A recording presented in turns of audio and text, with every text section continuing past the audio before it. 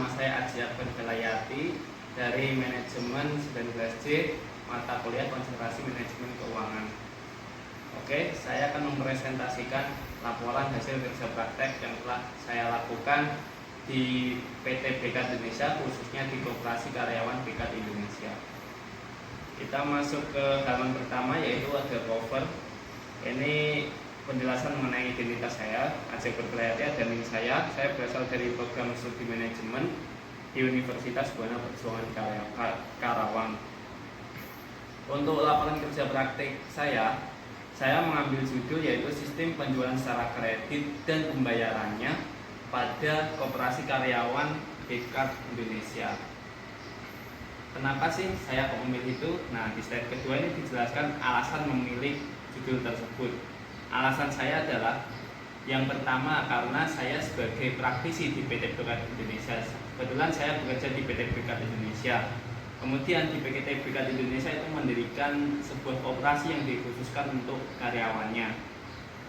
Jadi koperasi tersebut menyediakan makanan dan minuman, berbagai jenis makanan dan minuman di dalam pabrik atau di dalam perusahaan. Kenapa? Agar karyawan kalau pas jam istirahat ingin membeli minuman, makanan tidak perlu jauh-jauh keluar pabrik, hanya menuju ke koperasi saja. Kemudian saya tertarik untuk meneliti sistem yang digunakan, terutama sistem kredit dan pembayarannya, karena sesuai dengan ilmu yang telah saya tempuh di Universitas Buana Perjuangan Karawang. Kebetulan saya menempuh ilmu manajemen, terutama manajemen keuangan. Jadi saya ingin melihat kondisi sistem keuangannya di koperasi, terutama sistem kredit dan pembayarannya. Gimana sih alurnya, gimana sih sistemnya. Nah, untuk gambaran perusahaannya, pertama saya akan menjelaskan gambaran umum mengenai PT Bekat Indonesia. PT Bekat Indonesia atau disingkat PTBI adalah perusahaan yang bergerak di bidang manufaktur yang memproduksi steel cord untuk ban. Pabrik ini sudah berdiri sejak 1998 yang merupakan perusahaan dari Belgia. Jadi ini induknya ada di Belgia, pertama berdiri ada di Belgia dan didirikan oleh seorang yang bernama Bekat. Nah, makanya pabriknya dinamai seperti namanya beliau, yaitu Bekat. Oke, PT Bekat semakin berkembang dan mendirikan koperasi untuk karyawan yang bernama Koperasi Karyawan Bekat Indonesia. Jadi untuk koperasi dari PT Bekat ini dinamai Koperasi Karyawan Bekat Indonesia. Profil perusahaan, terutama ini profil perusahaan itu profil koperasi ya lebih tepatnya. Nah, profil koperasi ini saya dapatkan berdasarkan anggaran dasar Kopkar BI yang tercantum pada bab 1 pasal 1 tentang nama, tempat kedudukan, dan jangka waktu. Oke, yang pasal 1, badan usaha ini bernama Koperasi Karyawan Bekat Indonesia dengan nama singkat Kopkar BI, dan selanjutnya dalam anggaran dasar ini disebut koperasi. Untuk yang kedua yaitu koperasi berkedudukan di kelurahan atau desa Kota Mekar, kecamatannya Kota Waluya, Kabupaten Karawang, Provinsi Jawa Barat. Koperasi didirikan dalam jangka waktu yang tidak terbatas. Kita langsung masuk ke grand teori. Grand teori yang pertama adalah pengertian manajemen. Di sini saya memaparkan ada 3 pendapat ya. Yang pertama dari menurut Hasibuan dalam bukunya berjudul Manajemen Sumber Daya Manusia. Menurut Hasibuan dalam bukunya yang berjudul Manajemen Sumber Daya Manusia, manajemen adalah seni dan ilmu yang mengatur proses pemanfaatan sumber daya manusia dan sumber daya lainnya secara efektif dan efisien untuk mencapai suatu tujuan tertentu. Sedangkan menurut Henry Fayol, manajemen adalah suatu proses perencanaan, pengorganisasian, pengkoordinasian, dan juga pengontrolan terhadap sumber data yang ada agar mencapai semua target secara efektif dan efisien. Sedangkan menurut Rifai, manajemen adalah ilmu dan seni yang mengatur proses pendayagunaan sumber daya lainnya secara efisien, efektif, dan produktif merupakan hal yang paling penting untuk mencapai suatu tujuan. Manajemen sering dikatakan sebagai seni karena di dalamnya terdapat penerapan pengetahuan dan keterampilan. Manajemen juga dikatakan sebagai ilmu karena di dalamnya terdapat penggunaan teknik manajemen. Jadi manajemennya ada seninya, ada ilmunya, seperti itu. Nah, dari 3 pengertian di atas menurut para pendapat tersebut, saya menyimpulkan bahwa manajemen merupakan suatu ilmu dan seni yang mempelajari proses pengelolaan organisasi melalui perencanaan, pengorganisasian, pelaksanaan, dan pengendalian, atau disingkat kalau di ilmu manajemen itu POAC. Nah, dalam rangka mencapai tujuan organisasi melalui pemberdayaan dan pemanfaatan sumber daya yang ada secara efektif dan efisien. Jadi manajemen itu mengatur bagaimana agar bisa efektif dan efisien untuk mencapai suatu tujuan, seperti itu.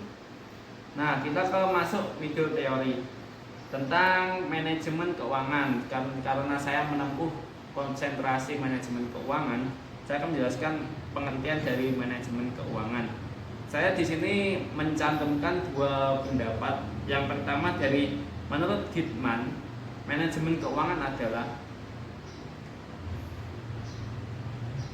seni dan ilmu untuk mengelola uang, atau bahasa Inggrisnya finance can be defined as the science and art of managing money.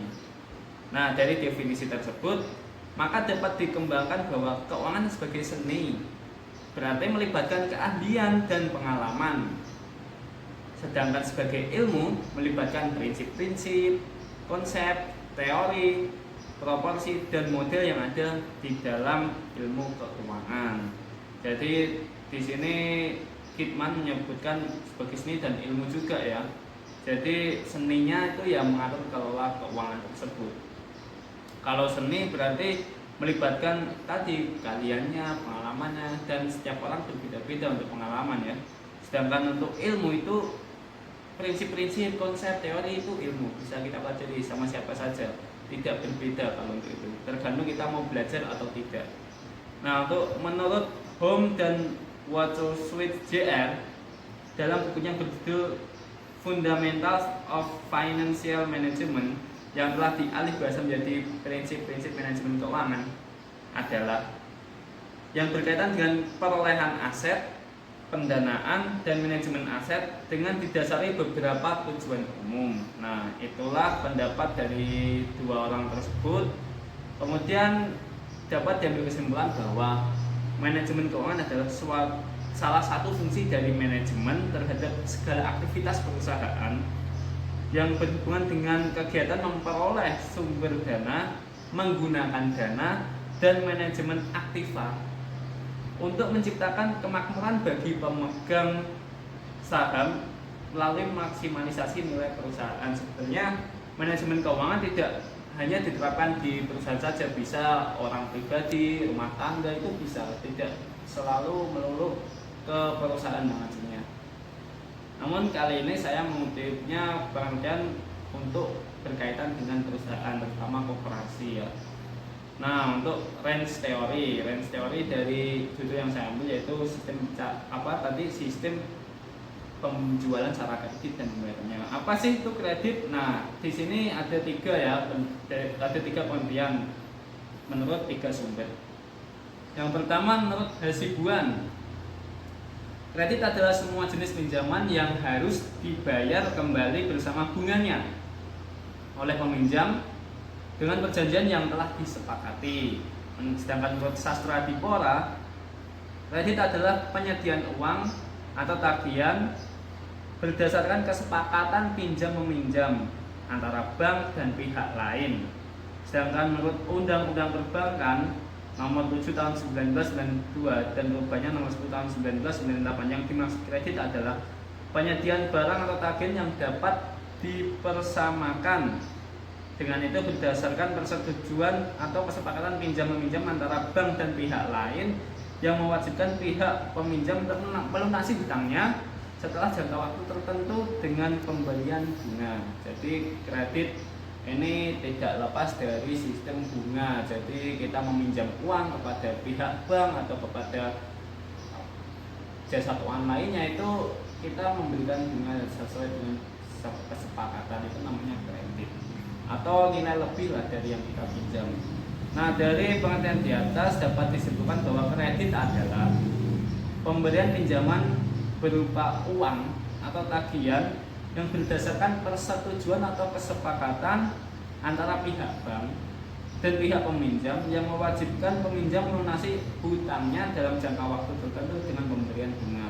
Jadi sebagai kreditor atau debitor itu tidak melulu antara perorangan dengan bank ya, bisa perorangan dengan perorangan atau perorangan dengan koperasi yang simpan pinjam atau lain sebagainya, tidak harus melulu dengan bank. Yang penting konsepnya sama, yaitu kita memberi pinjaman atau kita meminjam, kita nanti membayar sesuai dengan jangka waktu yang telah ditentukan dan kesepakatan bayarnya berapa, seperti itu. Oke, kemudian kita masuk ke tujuan dari pelaksanaan kerja praktek ini.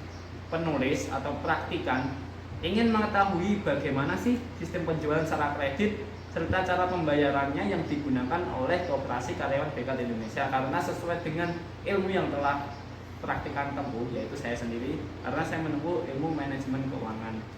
Kemudian metode yang digunakan adalah metode deskriptif.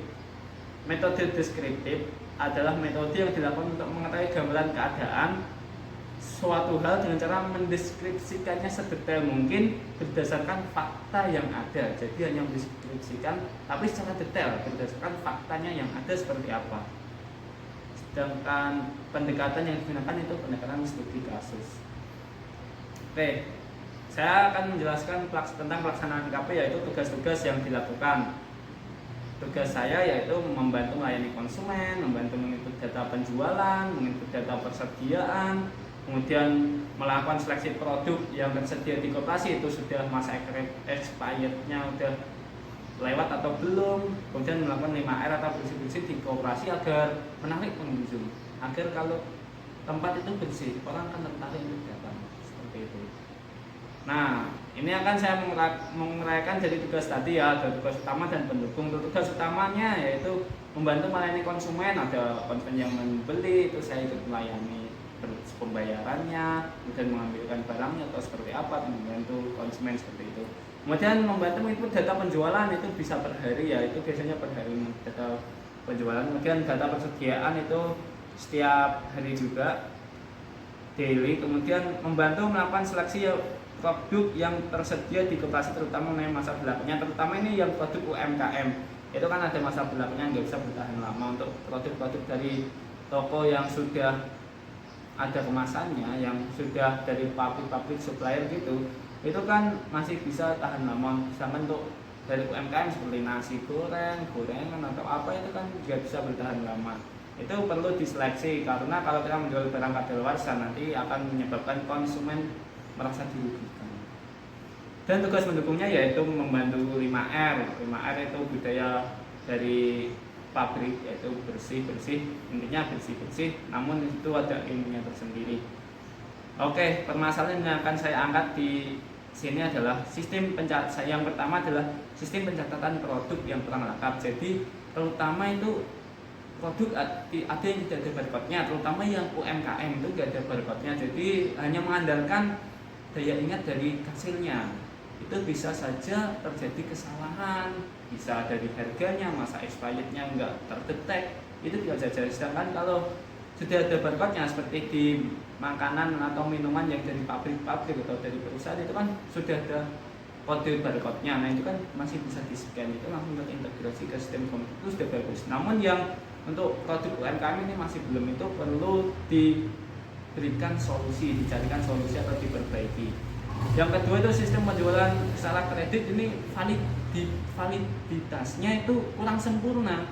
Jadi hanya kita ketika mau membeli produk yang secara kredit itu menyebutkan nicknya saja, tidak lengkap dengan apakah ini benar orang yang memiliki nick tersebut, bisa saja itu disalahgunakan. Nah itu harus diantisipasi agar tidak ada oknum-oknum yang melakukan kecurangan dan merugikan pihak anggota lain. Kemudian laporan target pembayaran yang tidak detail. Maksudnya di sini harusnya pihak anggota itu mengetahui detail tagihannya, Pak. Ini sistem yang sekarang itu pihak operasi melampirkan tagih detailnya hanya ke HR. Nanti HR menginput di lampiran di slip gajinya itu hanya total keseluruhan saja, tidak ada detailnya ini beli apa untuk apa, tidak ada. Nah, solusinya saya menemukan solusi yang pertama itu produk makanan dan minuman dipasang barcode semua, terutama yang UMKM itu harus terpasang barcode agar standar dengan produk yang lain. Barcode itu nanti berisi tentang identifikasi produk, mulai dari harganya, nama, kemudian masa ekspairnya dan lain-lain. Dan yang kedua yaitu anggota koperasi diberikan kartu anggota. Jadi nanti kalau ingin membeli makanan dan produk makanan dan minuman yang tersedia di koperasi hanya menyebutkan nicknya saja serta verifikasi kartu tersebut apakah itu benar yang memiliki nick tersebut atau tidak. Nah, itu akan mengurangi potensi kecurangan yang dilakukan oleh oknum. Nah, untuk yang ketiga solusinya adalah koperasi tidak hanya melampirkan tagihan ke HR saja, akan tetapi pihak anggota harus diberikan juga untuk apa? Untuk konfirmasi apakah ini benar atau tidak, seperti itu. Jadi nanti jelas ini untuk apa itu jelas seperti itu. Nah, saya akan menyimpulkan dari hasil kerja prakteknya. Kesimpulan saya adalah sistem penjualan secara kredit dan bayaran pada Kopper BI sudah bagus. Akan tetapi ada yang perlu ditingkatkan lagi, terutama validitas anggotanya yang tadi kartu pemakai kartu itu tadi itu perlu ditingkatkan lagi untuk demi keamanan dan kenyamanan kita bersama dan tidak ada yang dirugikan maupun itu anggota maupun pengurus.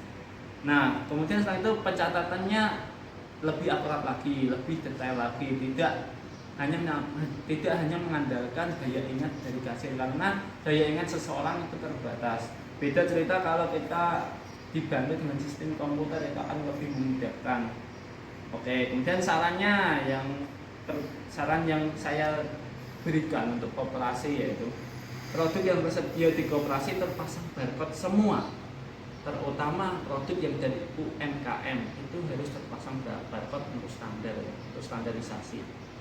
Dan setiap anggota diberikan kartu anggota khusus untuk anggotanya saja, yang anggota nggak bisa memiliki kartu tersebut, serta selalu melaporkan detail tagihan kepada HR-nya dan juga anggota yang bersangkutan, seperti itu.